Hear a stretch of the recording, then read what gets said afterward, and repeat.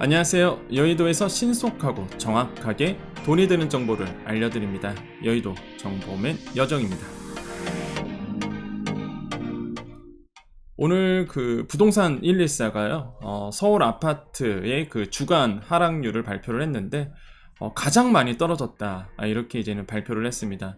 또한 한국 부동산원 자료에 따르면 그 서울에 있는 노도강 중심으로 지금 가장 많이 또 떨어지고 있다. 이런 오늘 날짜로 발표를 했습니다. 그래서 과연 요즘 아파트 가격 어떻게 돼가고 있는지, 어느 정도로 지금 떨어지고 있는지를 12월 16일 오늘 나온 자료를 가지고 말씀드리겠고요. 또한 과연 내년에 패닉셀, 그러니까 공황 상태 속에서 다 매도를 던지는 거죠. 과연 이런 패닉셀이 나타날 수 있는지, 이 부분에 대해서 우리 같이 좀 알아보도록 하겠습니다. 자, 바로 들어갑니다. 자, 요즘 도대체 얼마나 떨어지고 있을까요? 오늘 이제 부동산 114 수도권 아파트 시황 12월 16일 기준으로 이야기를 했는데요. 올해 들어서 이제 서울 아파트 매매 가격이 주간 기준으로 봤을 때 이제 가장 많이 하락했다라고 이제는 발표를 했습니다. 우리나라의 대표적인 빅데이터 업체입니다. 부동산의 정확한 또 정보를 가지고 있는 곳이죠.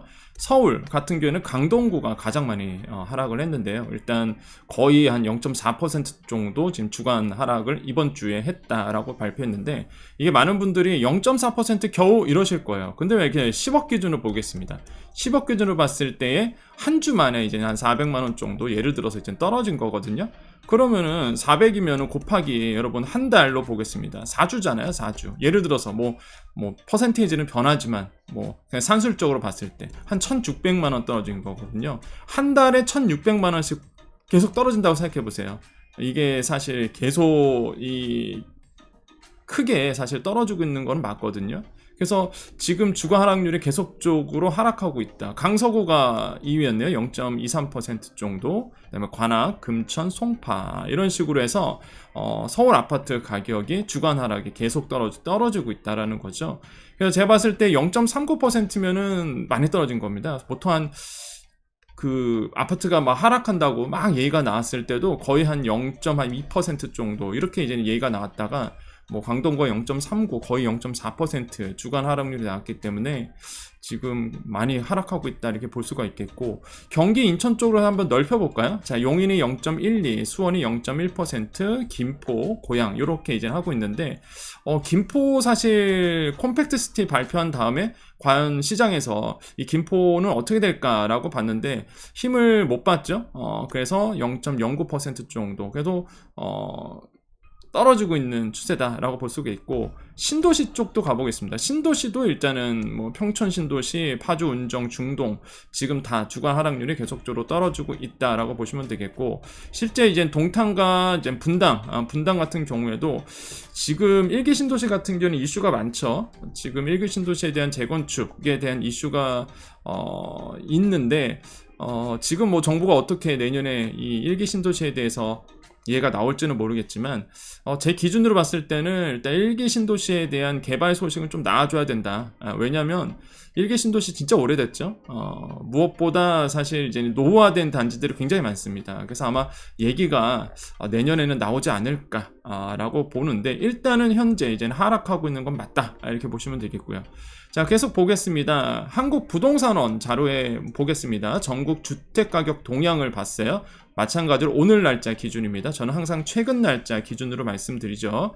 자, 노도강 지역 집값이 큰 폭으로 이제 감소했다라고 발표를 했고요. 하락폭의 가장 큰 곳은 이제 노원구가 되겠고, 11월 기준 전월 대비해서 2.82% 이제 하락했다라고 봅니다. 그래서 이거는 기준 날짜가 다르기 때문에 이제는 앞서 얘기했던 부동산 114 자료랑 약간 다릅니다. 어쨌든 간에 거의 한 2.82%, 거의 2%, 3%, 0 정도 하락했다 이렇게 보시면 되겠고, 요거 같은 경우에는 이제는 주간이 아니라 이제 전월 대비, 그러니까 월 기준이죠, 월. 그래서 요거를 보시면 되겠는데 25개 자치구에서 가장 큰 곳에 떨어진 게 이제 노원구다 이렇게 얘기하고 있습니다. 그래서 헷갈리지 말아야 될 거는 아까는 주간 하락률이고 요거는 전월 대비해서 이렇게 떨어졌다, 월 대비입니다. 자, 노원구 올해 한 해 누적 한 7.34% 이제 하락했다라고 이제 부동산에서 발표를 했습니다. 그렇게 된다 그러면 지난해 상승했던 것을 고스란히 이제는 반납을 했다라고 보시면 되겠는데, 일단 지난해 같은 경우가 21년도 가장 피크 찍었을 때가 21년도 11월 달이었습니다.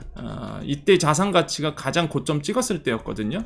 근데 요때가 이전이었죠. 그러니까 21년도 전체 봤을 때 가장 많이, 정말 많이 급격하게 올랐죠. 그 상납을 이제 반납을 했다는 거죠. 상승분에 대해서. 그래서 지금 노원구가 좀 많이 빠졌는데, 예를 들어서 이제 포르네 노원이죠. 대표적인 그 대장주 아파트입니다. 그죠? 자, 여기 갔을 때는 전용 면적 59제곱미터가 11월 달에 7억 7천만 원으로 이제 거래가 됐습니다. 실거래가 기준이죠. 직전 거래 8월이었어요. 2억 1,700만 원. 이때 대비해서 하락을 했습니다.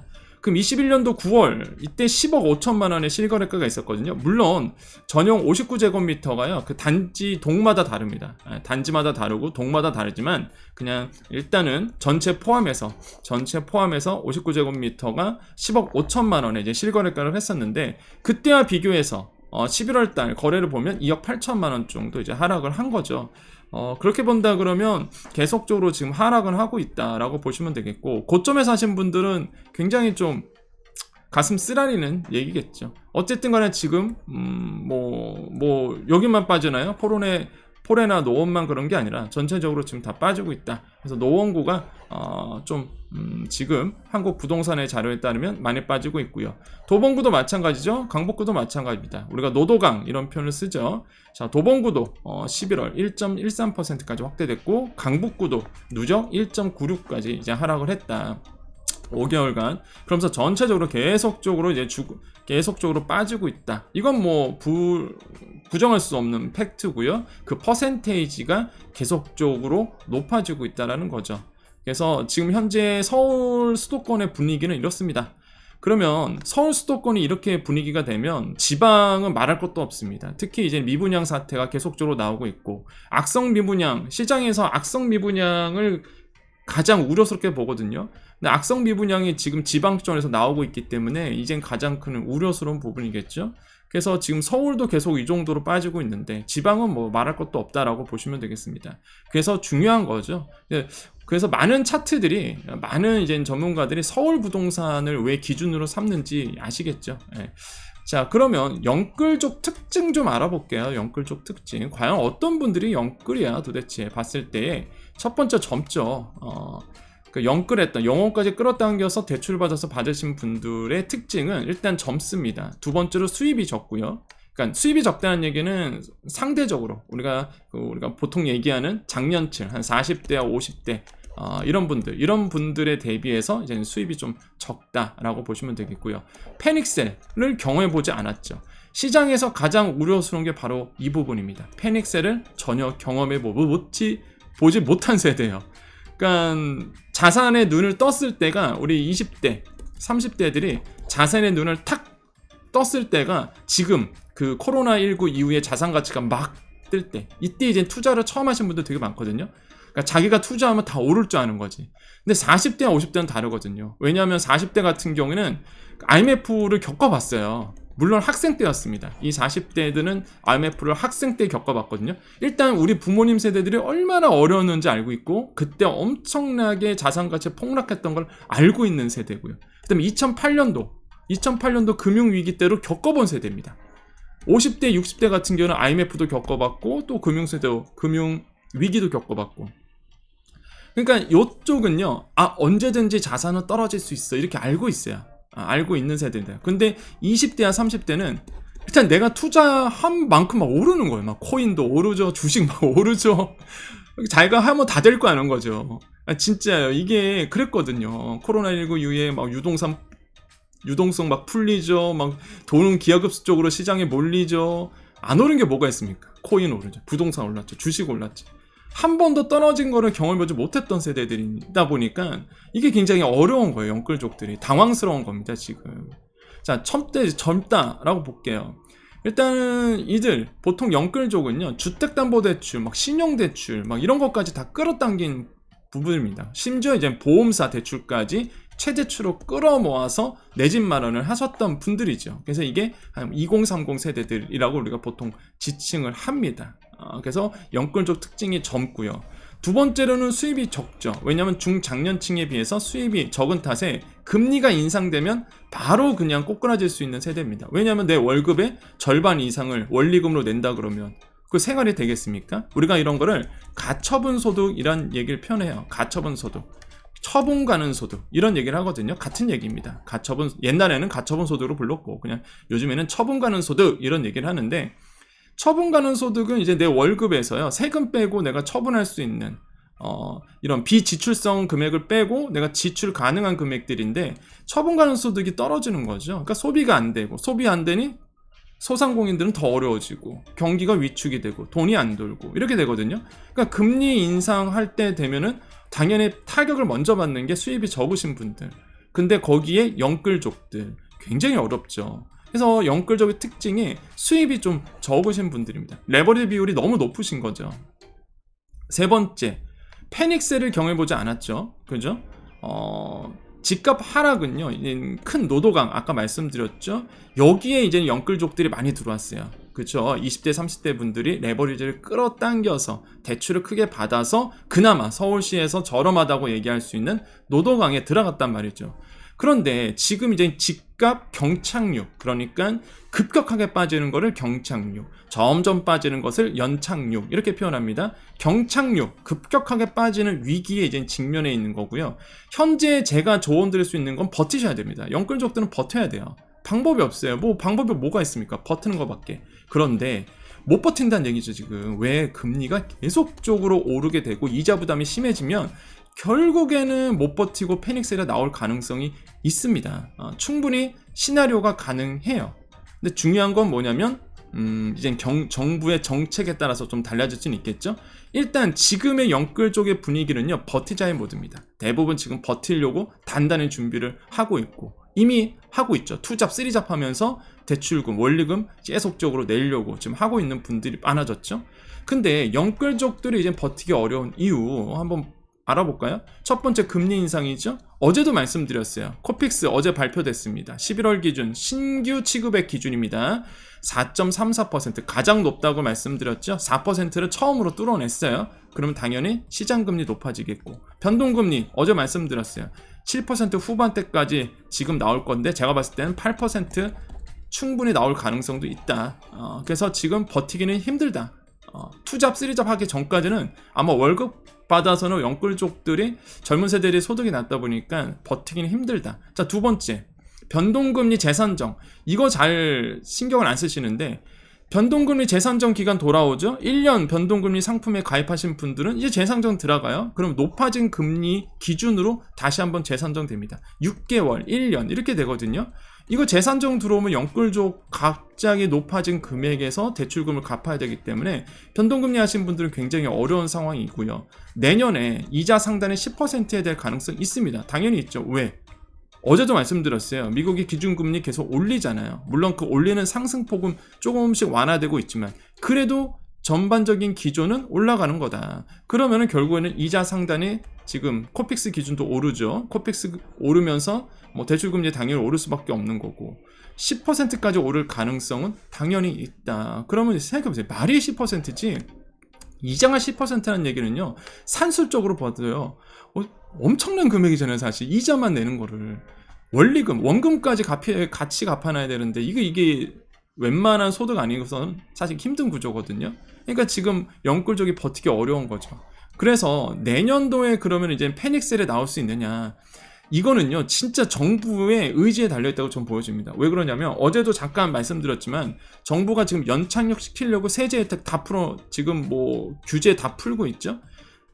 뭐 어제도 말씀드렸지만 버팀목, 새롭게 나오는 이제 특별 버팀목 자금, 이것도 지금 내년에 발표하고 있고, 그러니까 정부가 어느 정도의 연착륙을 위해서 규제 풀어주고 부동산 경기 끌어올리려고 하는 거에 따라서 아마 영끌족들이 패닉셀에 나오느냐 아니면 버티기가 가능하냐, 이걸로 이제 나눠진다는 거죠.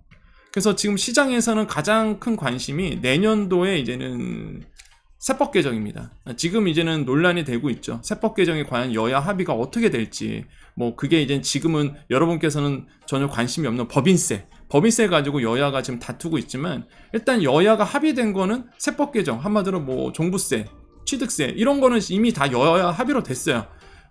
저번에도 그런 표현 썼었죠. 북치고 장구치고. 지네들끼리 북치고 장구치고. 왜냐하면 다들 잘 사시거든, 국회의원들은. 그러니까 본인이 다 해당이 되겠죠. 그래서 이제 뭐 다주택자들 다 풀어주죠.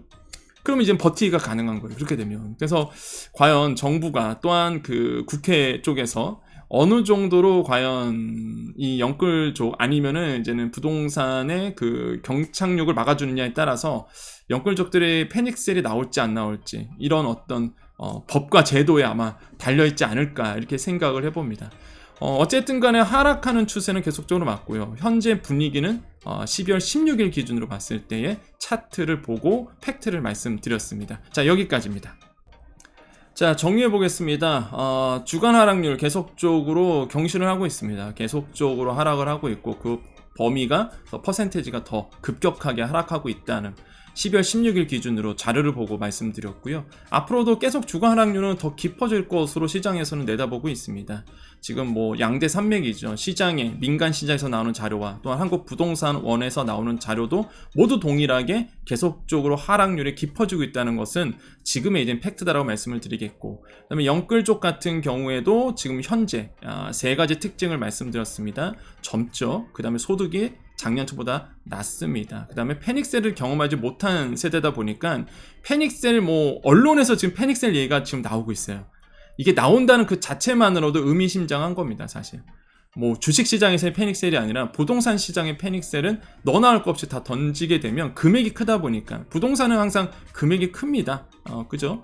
그러다 보니까 뭐 시장에서 패닉셀이 나오면 아마 엄청난 혼란함이 있을 거예요.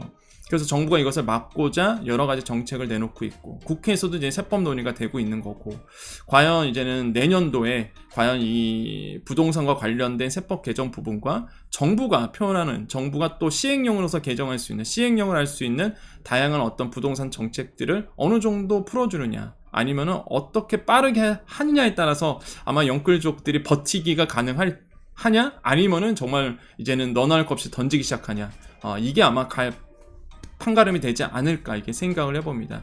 뭐 지금 어려운 건 맞고요. 지금 굉장히 부동산 가격이 급격하게 빠지는 건 맞다. 그래서 여러분께서요, 계속 제가 이제는 시장에서 나오는 얘기, 어제 제가 IMF 얘기 해드렸죠. 어제 제가 5시에 해드렸어요. 그 얘기를요, IMF 보고서를. 근데 언론에서는 오늘 새벽이었죠. 그리고 오늘에서야 이거를 언론에 이제 나와줬죠. 그래서 저는 빠르게 여러분께 정확한 정보를 드립니다. 이것처럼. 그래서 여러분께서 보시고 계속 자료를 제가 기준 날짜를 말씀드려요. 그래서 업데이트 하시면서 여러분께서 이제는 투자하거나 아니면 여러분의 경제를 바라봤을 때 좋은 해안이 됐었으면 좋겠습니다. 자, 여기까지입니다. 자, 여의도 정보맨 항상 여러분께 함께 하고요. 항상 우리는 긍정적인 이야기로 끝냅니다. 잘 될 거다, 이런 생각으로. 또한 여기에 계신 분들은 이제는 부동산에 관심 있는 분들, 또한 뭐 이 영상을 보시는 분들은 투자에 관심 있는 분들, 이런 분들이 계실 거예요. 언제 또 실수요자도 있죠. 내가 언제 또 매수를 해야 되는지, 내가 언제 이 내 집 마련을 해야 되는지 분도 계실 겁니다. 그래서 제가 항상 팩트 있는 정보를 날짜를 밝힙니다. 오늘 날짜입니다, 어느 날짜입니다. 그런 이유가 있죠. 그래서 여러분께서 정확하게 판단하실 수 있도록 안내를 해드리고 있습니다. 자, 그러다 보니까 우리는 항상 그런 뭐 정보들뿐만 아니라 이렇게 많은 분들이 이제는 뭐라 할까요? 잘 되는 얘기, 부자 되는 얘기, 그랬으면 좋겠어요. 맨날 안 된다 그러지 말고요. 그래서 우리 항상 긍정적인 얘기로 끝내고 있습니다. 오늘도 마찬가지입니다. 이 영상을 보시는 모든 분들, 또한 구독자 모임인 여정가족님들, 오늘도 여러분께 좋은 일이 일어납니다. 우리 모두에게 좋은 일이 일어납니다. 우리 모두에게 오늘도 좋은 일이 일어납니다. 여기까지 여의도 정보맨 여정이었습니다. 여러분 부자 되십시오. 감사합니다.